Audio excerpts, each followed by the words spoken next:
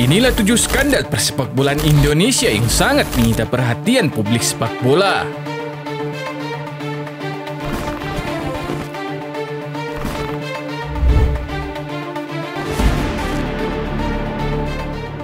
Insan sepak bola tanah air sedang dirundung petaka. 2 tahun lebih persiapan perhelatan Piala Dunia U20 yang bakal tercatat sebagai sejarah kini pupus sudah setelah status Indonesia sebagai tuan rumah penyelenggara Piala Dunia U20 2023 dicabut oleh FIFA. Raut kesedihan dan kekecewaan tersirat dari para pemain timnas U20 dan ofisial Garuda Muda usai mendengar pengumuman dari FIFA bahwa telah mencabut status Indonesia sebagai tuan rumah penyelenggara Piala Dunia U20 2023. Terlihat dari postingan Instagram resmi PSSI, kesedihan tersebut disimbolkan dengan warna foto hitam putih di setiap unggahan di laman Instagram PSSI. FIFA telah memberikan pernyataan resmi atas polemik Israel di Indonesia jelang Piala Dunia U20 2023 hingga memutuskan dicoretnya status Indonesia sebagai tuan rumah. Hal tersebut terungkap usai Presiden FIFA Gianni Infantino dan Ketua Umum PSSI Erick Thohir bertemu di Doha, Qatar pada hari Rabu 29 Maret 2023. Kalau untuk U20 sudah bisa dipastikan tidak akan ada harapan lagi buat Indonesia untuk menjadi tuan rumah, ujar Waketum PSSI Zainuddin Amali. Dengan dicabutnya status Indonesia sebagai tuan rumah Piala Dunia U20, maka buyarlah impian Indonesia untuk mencetak sejarah sebagai penyelenggara event akbar sepak bola sejagat tersebut. Kejadian ini sungguh menyayat hati untuk adik-adik kita timnas U20 Indonesia serta seluruh insan sepak bola Indonesia. Melihat ke belakang, kejadian-kejadian seperti ini juga pernah terjadi di masa lalu, namun berbeda kondisi tapi sangat menyakitkan bagi pecinta sepak bola tanah air. Dan berikut tim MPB Sport rangkum 7 skandal kelamnya persepakbolaan di Indonesia. Pemutusan kontrak sepihak dan intimidasi pistol.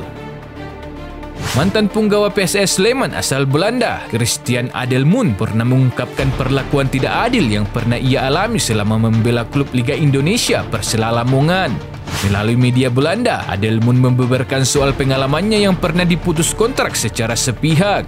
Ia juga mengungkapkan ia sempat mengalami kejadian mengerikan ketika berada di ruang ganti pemain. Semuanya sempat berjalan baik dan para fans sangat menghargai saya. Namun tiba-tiba saya didepak tanpa belas kasihan. Dengan cara ini pelatih bisa mengambil pemain baru dan memasukkan keuntungan ke kantongnya sendiri. Meski keadaan semakin baik saat ini, korupsi tetap menjadi masalah utama sepak bola Indonesia. Sebagai contoh, saya pernah melihat bos lawan membawa pistol ke ruang ganti wasit. Anda tak perlu heran dengan hal itu di Indonesia, ujar Christian. Korupsi. Bintang timnas Inggris di era 90-an dan Aston Villa, Lee Henry, pernah merumput di sepak bola tanah air. Ia meniti karir di Indonesia bersama klub Bandung FC pada tahun 2011 di era Liga Primer Indonesia. Lee Henry mengaku kapok untuk kembali bermain di klub Indonesia meski memiliki antusias supporter yang besar. Saat diwawancarai oleh ESPN, ia menceritakan kompetisi Indonesia bermasalah dengan adanya korupsi. Peruntungan saya di Inggris saat itu kurang baik. Saya absen bermain dalam kurun waktu kurang lebih 12 bulan. Saya merasa Indonesia menawarkan sesuatu yang berbeda dan memang pada akhirnya terbukti seperti yang saya bayangkan. Terlalu banyak korupsi terjadi di Superliga Indonesia dan hal itu menjadi pemicu terciptanya liga baru. Beberapa tim Superliga bergabung, tetapi dalam perjalanannya terjadi beberapa perubahan untuk menciptakan kompetisi yang sesuai dengan aturan, kata Lee Henry. Indonesia Corruption Watch atau ICW saat itu mengeluarkan data atas dugaan korupsi dana APBN dan APBD di tubuh PSSI serta pada sejumlah klub Liga Super Indonesia. ICW menduga dana yang dikorupsi mencapai 720 miliar. Sepak bola gajah. Sepak bola Indonesia juga pernah tercoreng oleh pertandingan divisi utama antara PSS Sleman dan PSIS Semarang yang diwarnai 5 gol bunuh diri di Stadion Sasana Kirda tahun 2014 silam. 5 gol bunuh diri itu diciptakan oleh kedua tim. Pada menit-menit akhir, para pemain PSS Sleman tampak berkumpul dengan hanya memainkan bola di daerah pertandingannya sendiri. Namun, bukannya ingin mencetak gol, pemain tersebut justru menyelamatkan gawang lawannya dengan memblok bola hasil tembakan pemain PSS Sleman ke gawangnya sendiri. Entah apa yang dipikirkannya, para pemain PSS Sleman pun akhirnya 2 kali menjebloskan bola ke gawangnya sendiri. Lebih parahnya lagi, unggul 2 gol justru tidak membuat para pemain PSIS senang. Mereka lalu membalas aksi tersebut dengan ikut-ikutan melakukan gol bunuh diri pada saat pertandingan sudah memasuki menit ke-90. Pertandingan tersebut sempat dihentikan setelah beberapa pemain PSS Sleman tiba-tiba terjatuh tanpa alasan. Beberapa pergantian pun dilakukan karena para pemain yang terjatuh dianggap mengalami cedera. Kemenangan PSS Sleman akhirnya ditentukan oleh gol bunuh diri PSIS Semarang, Komadi. Namun anehnya lagi, Komadi justru sempat terlihat seperti orang melakukan selebrasi seusai mencetak gol tersebut. Diketahui hal itu terjadi karena kedua tim dikabarkan tidak mau menang untuk menghindari Borneo FC pada babak semifinal dengan alasan non-teknis yang kental di sana. Citra buruk wasit Indonesia. Seorang mantan wasit asal Indonesia, Nasiruddin, terbukti terlibat skandal pengaturan skor pada ajang SEA Games 2015 di Singapura. Nama Nasiruddin sontak menjadi sorotan akibat perbuatannya yang tidak terpuji itu. Hanya perlu waktu kurang dari 2 bulan, Biro Investigasi Praktik Korupsi Singapura bisa mengungkap namanya sebagai orang yang terlibat dalam pengaturan skor. Menurut keterangan tim media PSSI di Jakarta, Nasiruddin adalah sosok yang akrab dengan persepakbolaan Indonesia. Dia pernah menjadi wasit Indonesia dari unifikasi PSSI 17 Maret 2013. Keterlibatan Nasiruddin dalam praktik match fixing pada SEA Games 2015 ternyata bukan pertama kalinya, sebab pada SEA Games 1997 di Jakarta, dia juga terbukti beraksi. Kasus itu juga menyeret nama De Jafar Umar yang saat itu menjabat sebagai Wakil Ketua Komisi Wasit PSSI pada 1998. Dia terbukti menerima suap dan dilarang aktif di dunia sepak bola selama 20 tahun. Tetapi ironisnya, mantan wasit tersebut kembali terjerat pada kasus yang sama dan diadili oleh pengadilan Singapura dengan vonis 30 bulan penjara. Kasus yang menjerat Nasiruddin terjadi saat pertandingan babak penyisian SEA Games 2015 di Singapura antara Malaysia dan Timor Leste pada 30 Mei. Nasiruddin bersekongkol dengan 2 orang lainnya yang menyuap Direktur Teknik Timor Leste, Orlando Marquez Enriquez Mendes, agar kalah dari Malaysia. Imbalan yang diberikan kepada Nasiruddin adalah uang senilai $11.000 untuk memenangkan Malaysia dengan skor tipis 1-0. Padahal pada pertandingan itu, Malaysia harus bermain 10 pemain saja di sepanjang pertandingan. Federasi tidak profesional. Perpisahan pelatih Luis Milla sebagai jurulatih timnas Indonesia pernah menuai kesedihan yang mendalam bagi pecinta sepak bola Indonesia. Di balik itu, Luis Milla turut menyampaikan kritik terhadap sepak bola Indonesia. Luis Milla mengungkapkan bobroknya kepengurusan PSSI terkait persoalan kontraknya waktu itu.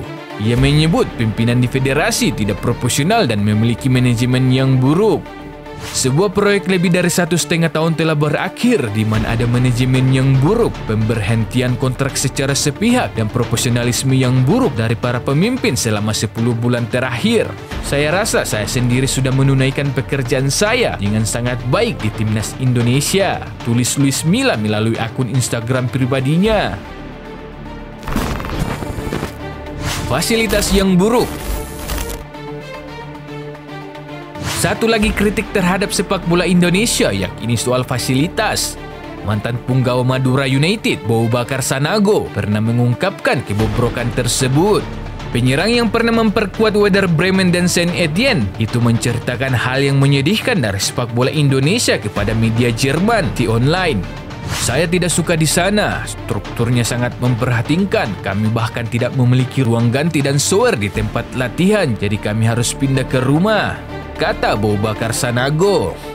Ex-pemain asing Persib Bandung, Marcos Flores juga mengutarakan hal yang senada. Marcos Flores bermain 2 musim di Indonesia dari 2016 hingga 2017. Usai membela Persib Bandung, ia kemudian pindah ke Bali United. Kepada media asal Australia, Marcos Flores membeberkan beberapa hal yang pernah ia alami. Pemain asal Argentina itu mengkritik fasilitas klub di Indonesia yang tidak lengkap, bahkan sekelas Bali United pada saat itu. Fasilitas di Indonesia sangat aneh dan Bali United dianggap memiliki salah satu fasilitas terbaik. Namun hebatnya kami tidak memiliki ruang ganti, ungkapnya pada media. Selain itu, Marcos Flores turut menyebut beberapa pemain klub yang memandang remeh soal latihan dan tidak tepat waktu. Kami berlatih pukul 7.30 pagi, saya berusaha sampai di sana pukul 6.30 dan memulai pemanasan, tetapi saya tidak melihat ada seorang pun di sana. Batalnya penyelenggaraan Piala Dunia U20 di Indonesia. Yang terbaru dan yang paling menyakitkan adalah batalnya penyelenggaraan Piala Dunia U20 2023 di Indonesia. 2 tahun lebih persiapan perhelatan Piala Dunia U20 yang bakal tercatat sebagai sejarah kini pupus sudah setelah status Indonesia sebagai tuan rumah penyelenggara Piala Dunia U20 2023 dicabut oleh FIFA. Raut kesedihan dan kekecewaan tersirat dari para pemain timnas U20 dan ofisial Garuda Muda usai mendengarkan pengumuman dari FIFA bahwa telah mencabut status Indonesia sebagai tuan rumah Piala Dunia U20 2023. Dari postingan Instagram resmi PSSI, terlihat kesedihan tersebut disimbolkan dengan warna foto hitam putih di setiap unggahannya. FIFA sendiri telah memberikan pernyataan resmi atas polemik Israel di Indonesia jelang Piala Dunia U20 2023 hingga memutuskan dicoretnya status Indonesia sebagai tuan rumah. Hal tersebut terungkap usai Presiden FIFA Gianni Infantino dan Ketua Umum PSSI Erick Thohir bertemu di Doha, Qatar, Rabu 29 Maret 2023. Kalau untuk timnas U20 sudah bisa dipastikan tidak ada harapan lagi buat Indonesia untuk menjadi tuan rumah, ujar Waketum PSSI Zainuddin Amali. Dengan dicabutnya status Indonesia sebagai tuan rumah Piala Dunia U20, maka buyarlah impian Indonesia untuk mencatat sejarah sebagai penyelenggara event akbar sepak bola sejagat tersebut. Koordinator Save Our Soccer, Akmal Marhari menyebut dibatalkannya Indonesia sebagai tuan rumah Piala Dunia U20 sangat mencoreng nama Indonesia di mata dunia. Kita tidak tampil di Piala Dunia, kita diancam sanksi FIFA dan kita akan dikucilkan di kehidupan sepak bola kancah internasional, ujar Akmal Marhali. Pencabutan status Indonesia sebagai tuan rumah Piala Dunia U20 akibat adanya penolakan kedatangan timnas Israel ke Indonesia sangat berdampak luas bagi seluruh pemain, pelatih, pengelola stadion dan industri sepak bola tanah air. Tak hanya itu, PSSI dan seluruh sepak bola Indonesia juga terancam dari sanksi FIFA. Meski hal tersebut baru akan diputuskan FIFA pada tahap selanjutnya. Tentu kita berharap Indonesia tidak akan terkena sanksi dari FIFA seperti pada tahun 2015 silam. Demikian rangkuman ulasan dari kami. Jangan lupa subscribe, like, dan share video ini. Kemungkinan pada video-video selanjutnya kami akan membahas kisah-kisah menarik dari dunia sepak bola. Mohon maaf atas kekurangan bahkan keterlambatannya. Sampaikan request, kritik, dan saran di kolom komentar, tapi jangan toksis. Sampai jumpa di video selanjutnya. Stay tune MP. Salam MVB Sport, MotoV Black Indonesia.